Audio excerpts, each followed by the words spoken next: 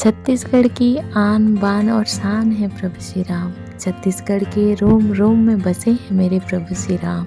और ये छत्तीसगढ़ प्रभु श्री राम जी का नैनीहाल है। अपने वनवास के 12 साल प्रभु ने इसी छत्तीसगढ़ में ही बिताए थे।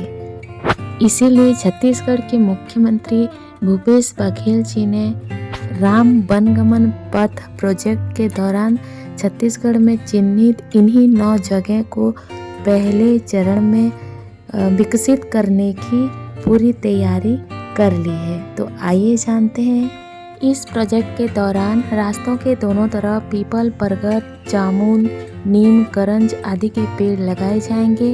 एंट्रेंस गेट रहेंगे और interpretation centre, cafeteria, display board, sign board और योगा सेंटर, धर्मशाला और प्रयोगशाला भी रहेंगे।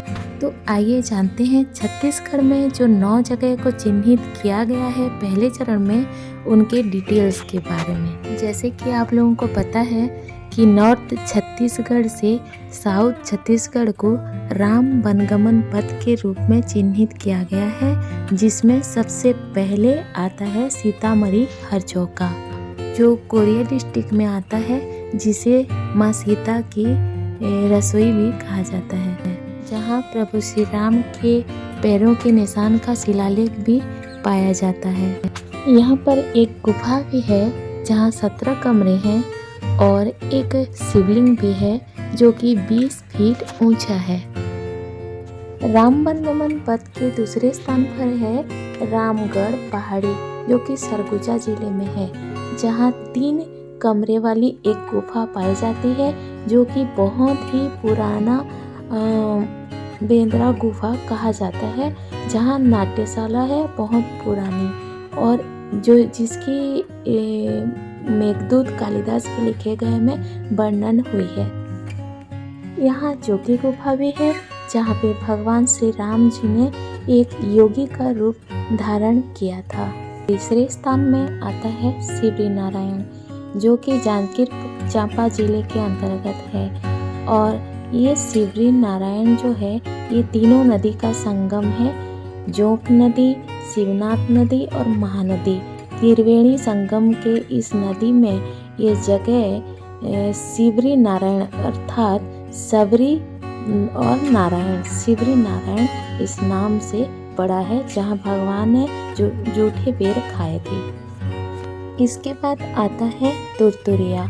बलौदा बाजार भाटा पर स्थित इस तुरतुरिया में वाल्मीकि आश्रम है और यहाँ पे लव कुश का जन्म भी हुआ था। और यहाँ बलभद्री नामक एक नदी बहती है, जिसकी आवाज़ तुर तुर करती है और इसी वजह से इस जगह का नाम तुरतुरिया पड़ा है। अगला स्थान है चंदखुरी।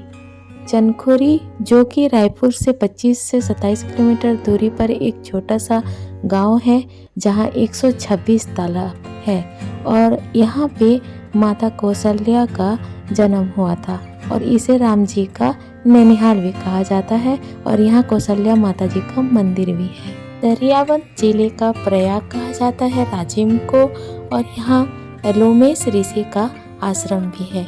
यहाँ पे सोंढूर, पैरी और महानदी का त्रिवेणी संगम है।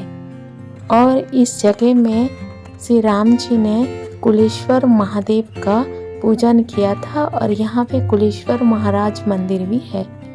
अगली जगह है सिहावा, जो कि धमतरी जिले के अंदर आता है और यहाँ पे सप्त ऋषि का आश्रम पाया जाता है, जैसे अंगिरा ऋषि का आश्रम, श्रृंग ऋषि का आश्रम, कांकर ऋषि का आश्रम, सर्वभंग ऋषि का आश्रम, गौतम ऋषि का आश्रम, अगस्त ऋषि का आश्रम पाया जाता है।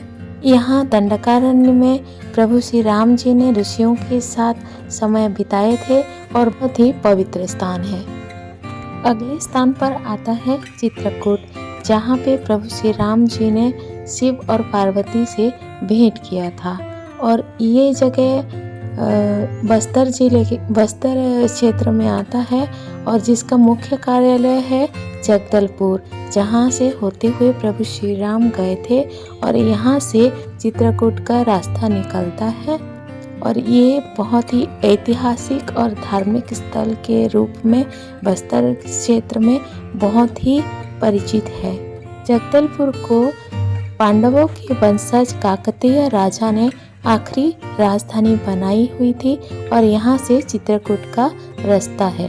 अगले स्थान पर आता है सुकमा, जहाँ पे प्रभु श्री राम के चरण पादुका पाए जाते हैं और यहीं पे उन्होंने भूमि देवी की पूजा भी की थी। ये रहे छत्तीसगढ़ के वो सारी जगह जो कि प्रथम चरण में विकसित होने के लिए तैयार हैं और उस पर काम हो रही।